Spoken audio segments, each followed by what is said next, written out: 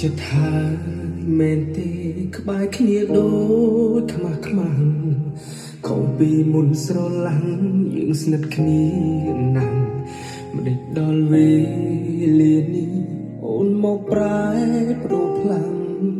ថាស្រឡាញ់ដល់ចាំងហើយដូចចោលស្នេហាកន្លែងដែរធ្លាប់ជួបផ្លូវដែរយើងធ្លាប់ដើរទៅមកថ្ងៃមុនតើភ្លេចហើយយ៉ាងណាអូនដូចចង់ចេញណាទៅធ្វើដូចធម្មតាតើអូនដឹងទេថាបងឈឺណាស់ណាបើ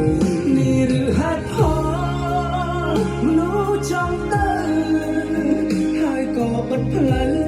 ធ្វើឲ្យអស់ចិត្តបើចង់បែកណា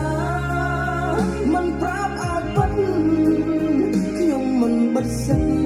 ស្រងតាមក្រយ៉ាងស្ដាយពេលវេលាស្ដាយការស្រឡាញ់សូមខ្ញុំមកវិញចិនកុំយកតាមអាចទៅតែខ្លួនអ្នកចង់ទុកអនុសាទាំងប៉ុន្មាន